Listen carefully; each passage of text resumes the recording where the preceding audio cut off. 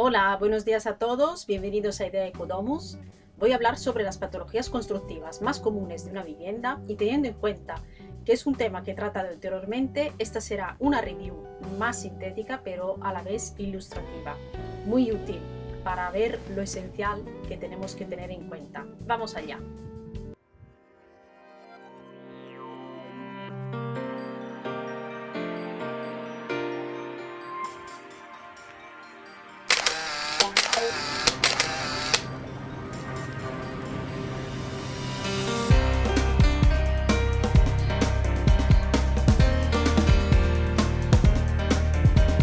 Vamos a empezar con el tema de las grietas y fisuras. Empezando por la molestia menor, una fisura, como podéis ver en la imagen, es nada más que una separación, una disgregación del material y está causado precisamente por la falta de adherencia del material, por la reacción térmica, ¿vale?, que habrá tenido al contraerse y al expandirse. Entonces crea esta ruptura o micro rotura más bien, de los materiales. No es para preocuparse, pero igualmente hay que intervenir para sellar estas, digamos, aperturas, que son superficiales, repito.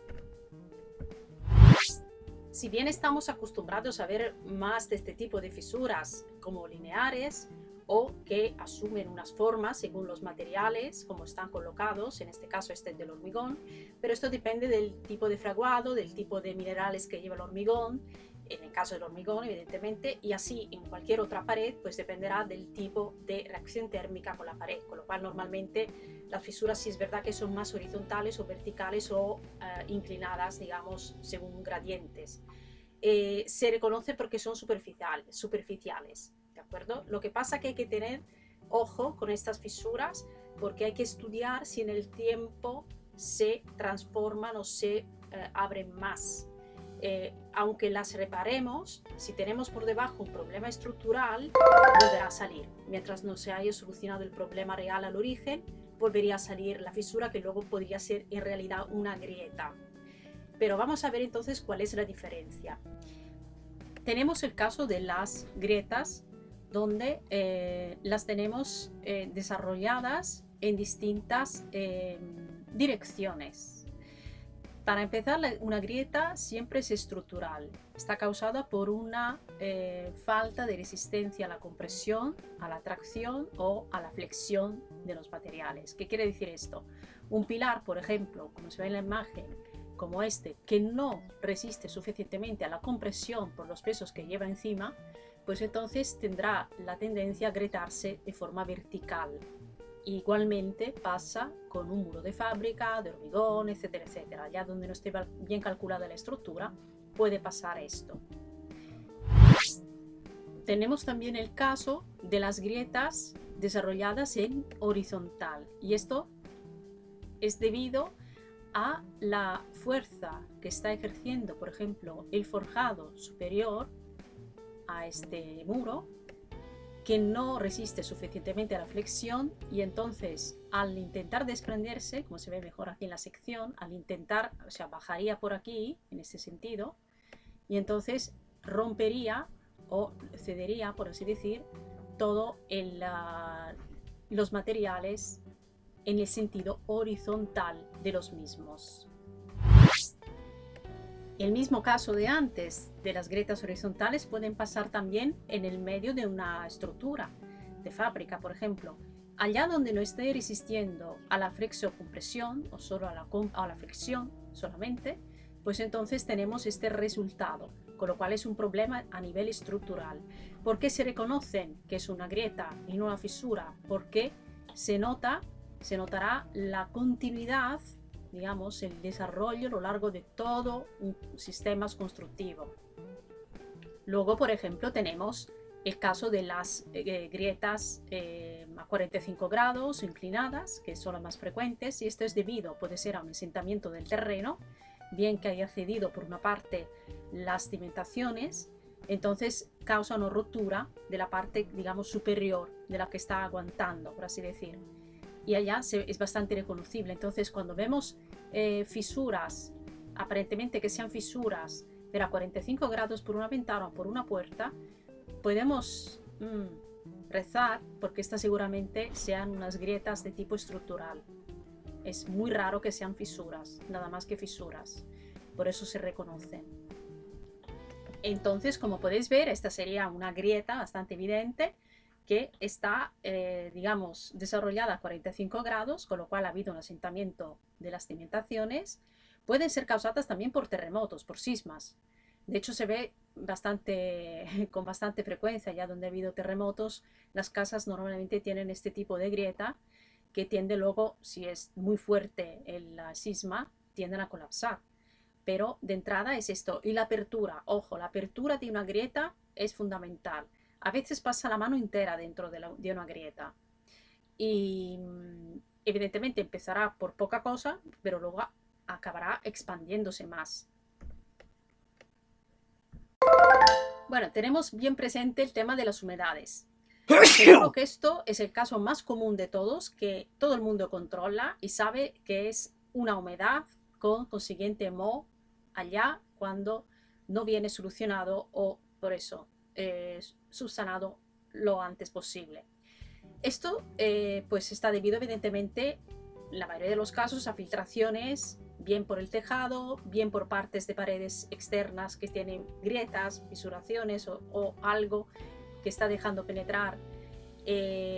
Igualmente a veces pasa por una falta de aislamiento o por filtraciones también de tuberías que se han reventado, por así decir, de algún vecino. Entonces hay una caída de agua brutal y esto conlleva, no se ve de inmediato, pero luego conlleva que en el tiempo salgan estas humedades.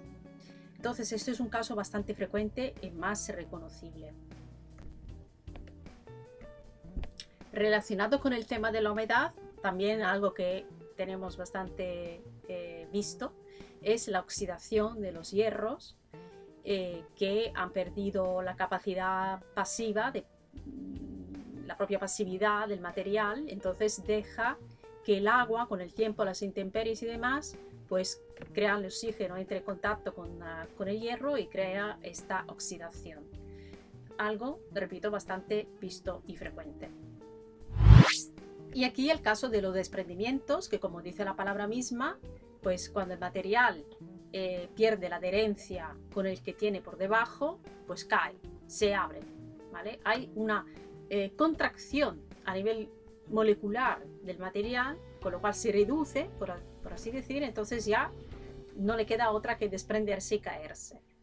Esto es algo bastante habitual que vemos en edificios más antiguos o, ojo, en edificios también más modernos, pero que por la razón que sea que no se ha hecho bien la obra, luego la falta de mantenimiento no les ha ayudado y ha creado esta patología, que también, claro, en cierta medida es peligrosa por si tenemos el edificio que da a la calle, ¿vale? De cara al público, o sea, pasa cualquier persona y se le puede caer el trozo de revoco en la cabeza. Y esto evidentemente no hace gracia, ¿no? Pero esto es uno de los más frecuentes y más habituales de las patologías que vemos.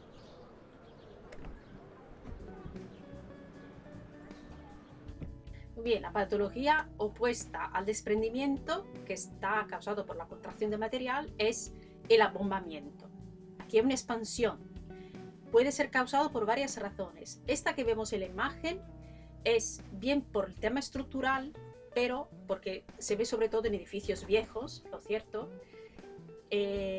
pero también puede haber habido una causante de humedad capilar, ¿vale? La humedad que también no solamente es la que viene desde arriba, como he mencionado anteriormente, pero también tenemos la humedad capilar, y aquí está, que viene desde el terreno.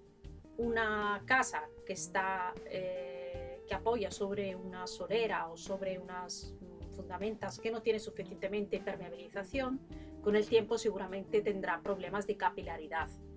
Entonces se verá bastante evidente esa humedad en el zócalo y eso es un tema a tratar con mucho cuidado también. Es importante porque, claro, estamos comprometiendo las bases de la casa. Pero bueno, en este caso el abombamiento es precisamente el que por temas estructurales pues se achaca un poco más la estructura y además si está el agua que le ayuda a deshacerse de los materiales internos, como en este caso de la fábrica, pues tendrá más ocasión de flexionarse, digamos, en ese sentido. Es un tema muy delicado, hay que tenerlo en cuenta y suele pasar sobre todo en muros de tapia, entonces estamos hablando de edificios muy antiguos.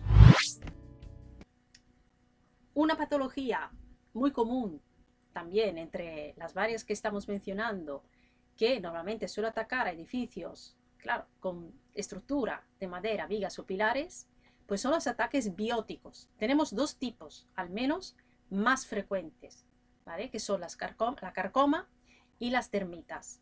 Este caso de la foto es de la carcoma, reconocible por los agujeritos que hace por el exterior. El insecto entra desde el exterior hacia el interior de la madera y va comiendo, va nutriéndose de la celulosa de la madera. Este es un caso bastante frecuente. Y dentro, claro, creará estas como galerías de pasaje entre una zona y la otra. Muy importante tener en cuenta porque normalmente una carcoma no crea una gran problemática si tratada a tiempo, pero igualmente hay que hacer estudios para valorar si se ha perdido la capacidad resistente del propio material. El segundo, como comentaba, se trata de las termitas, que menos reconocible, de hecho asusta más porque de repente puedes encontrarte con una invasión de termitas dentro de las vigas y no haberlo podido detectar a tiempo, y a lo mejor hay que rápidamente hay que sustituir los elementos estructurales o intervenir con una recuperación o rehabilitación funcional donde se aportan otros sistemas que hacen de soporte, ¿vale? Sin eliminar los antiguos. Pero esto es más complicado de detectar porque la termita directamente entra por las paredes, entonces no ataca desde fuera de la madera porque es ciega y no le gusta la luz. A la luz mueren. Entonces, cuando suben, trepan por las paredes, salen desde el terreno y van a atacar por las paredes, crean a veces allá donde no es posible mantenerse al interior, crean galerías. Eso sí, por eso se reconoce donde hay termitas, porque se pueden detectar estas galerías hechas de excremento, tierra y de la propia saliva que ellas tienen, y trepan a la estructura de madera. Entran dentro y van comiendo todo el contenido también de la celulosa. Entonces esto es un ataque como un poco más delicado porque es más problemático a la hora de detectar. Cuando lo detectamos a lo mejor ya es tarde y hay que intervenir de forma urgente. Bien, espero que el vídeo os haya gustado, que os haya sido útil. Si hay algo que no he mencionado y que os toca de cerca, que ha pasado en vuestras casas, por favor, indicármelo aquí en los comentarios, que lo trataré. Porque estas son las más comunes, pero hay otras, ¿vale? Hay otras que son similares, derivantes de, pero, en fin, que hay otras cosas que no he mencionado precisamente por intentar centrar el vídeo sobre las patologías más comunes, más frecuentes. De acuerdo, pues si os ha gustado, pues compartirlo con las personas que queráis, comentarme cosas y aquí estaré para solventar cualquier duda. Hasta pronto y buena semana. Adiós.